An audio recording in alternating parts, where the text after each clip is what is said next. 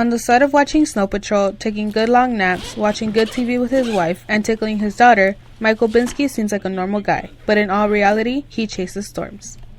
Something that sparked my interest in storm chasing was, I've lived in Arizona my whole life, so I'm a native, and I think if you grew up here, you just kind of love the thunderstorms we would get in the summers.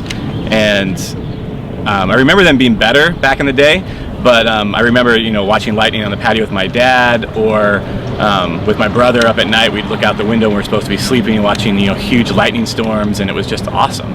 And so I've always loved the weather. I think if you're from here, it's kind of like our summer relief.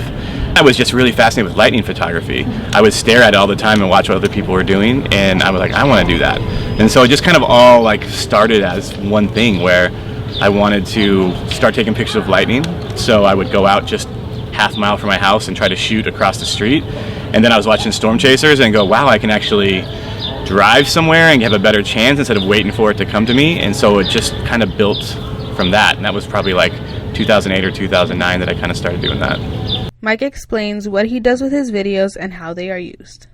I do a lot of time-lapse photography now, so a lot of that is kind of stock footage that people want to use for different things. So it's been in commercials, documentaries.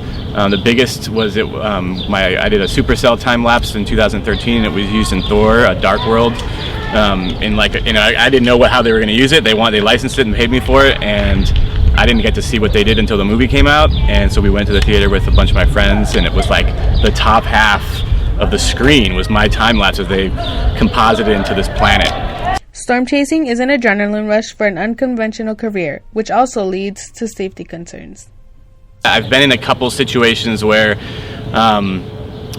driving down a road in Texas, and these big supercells out there, they don't, we live out here, we get the big dust storms that blow dust. Well, out there, the storms are almost like big vacuums that pull air into them. So we're driving alongside one and we have no cell coverage, which is bad, but we know it's going to be kind of crossing the road in front of us down a ways. But it starts pulling all this dust into it, and it was like a drought going on. And so at one point we had just zero visibility, we could barely see to the hood of our car.